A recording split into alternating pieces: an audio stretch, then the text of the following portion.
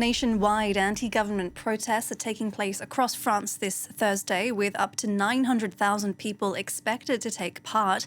Many workers are also striking, including around a third of teachers, and 9 out of 10 pharmacies are shuttered to protest changes affecting their businesses. Demonstrators are angry at government proposals to cut funding for public services, as well as austerity measures proposed by former Prime Minister François Bayrou before he was ousted in a no-confidence vote last week. Well, for more on the situation in Paris, we can cross live to our reporter, James André. James, what's the atmosphere like where you are? Well, look, the atmosphere up to now in this protest here in central Paris is rather festive. There are a lot of people. Obviously, for now, we don't have any official figures that I can give you. I know the official figure that was, you know, the law enforcement said that there would be probably between 50,000 and 100,000 people in this protest here in Paris. It is a very, very big one. I've been covering these for years. There are a lot of people. For now, things have been reasonably calm. We've seen no violence whatsoever, just people peacefully marching in central Paris.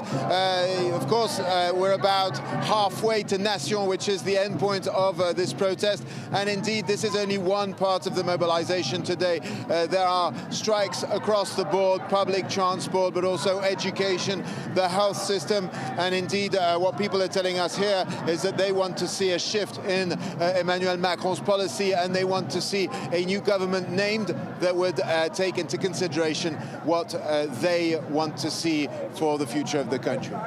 So what is the goal here, James? What are protesters hoping comes out of this? Well, it depends who you talk to. I've been talking, for example, to some unionists, notably a man called Maxime, who was part of a UNSA, who was telling me that what he wanted to see happen was the major trade unions to be received by the new Prime Minister, Sébastien Lecornu, so that they could have their say about the upcoming budget. He was telling me that what he wants is that is there to be more money for the workers, that indeed work would be better remunerated, and also that he didn't want to see any cuts in public services.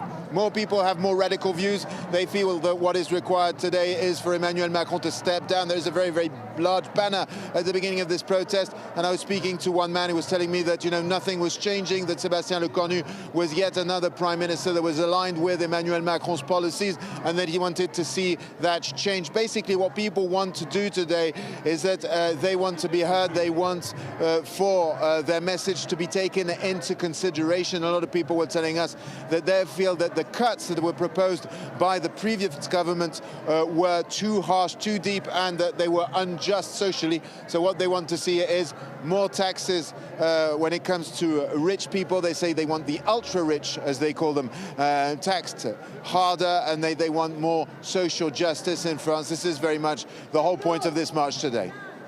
All right, James André, thank you very much for that update from the streets of Paris. We're going to stay on this story now, and we can bring in our French politics editor, Mark Perelman.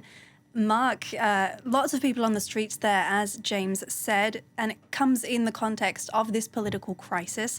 How much of a test is this for the new Prime Minister, Sébastien Lecornu?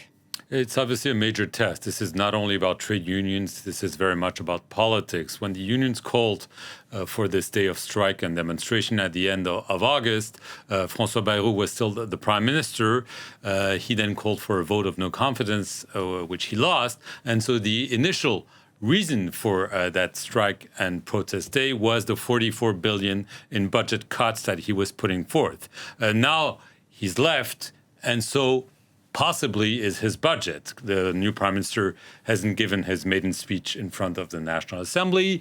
He has already indicated that he would probably scrap the most controversial issues and that the cuts would be less.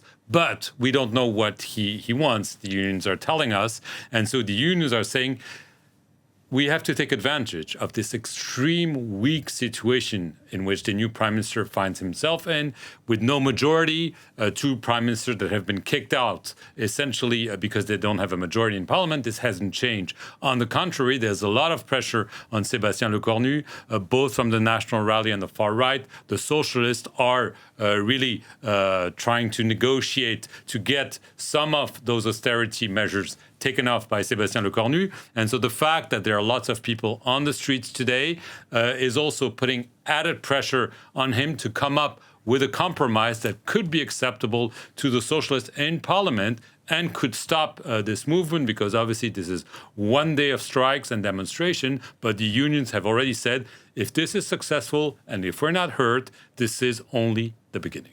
And Sébastien Lecornu has been meeting with unions and opposition parties, as we've mentioned.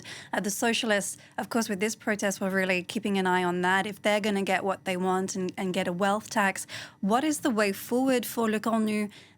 Are there red lines that he is going to have to cross here? Probably yes, but without saying it out loud, because Emmanuel Macron really wants to keep his legacy. And one of his legacy was not to raise taxes. There is clear discussion about a kind of wealth tax. This was already in the cards for the previous Prime Minister, François Bayrou. Clearly, this is still being discussed. This is probably going to be one of the concessions Sébastien Lecornu will have to make sure that he buys, if not the alliance, at least the neutrality of the Socialist Party, a key bloc in parliament. Only 66 MPs out of 577. It's not a lot, less than 10%, but they probably hold the key to his future. So he needs to make a gesture.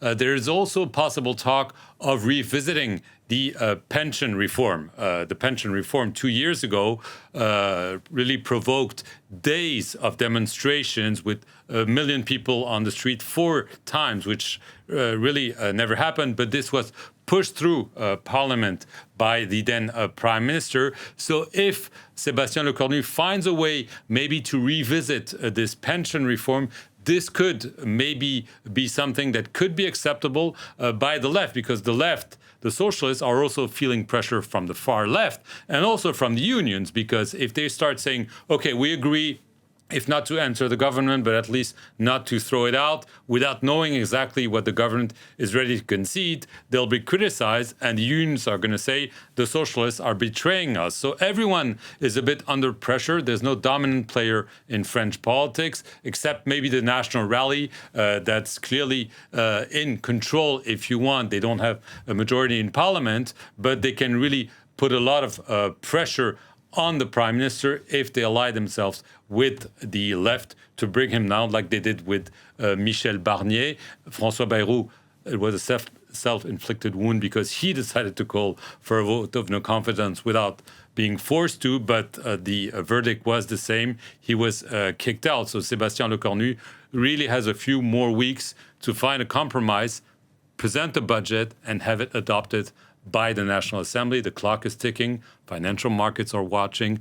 Brussels is monitoring. All right, Mark Perelman, the story continues. We'll be watching that space.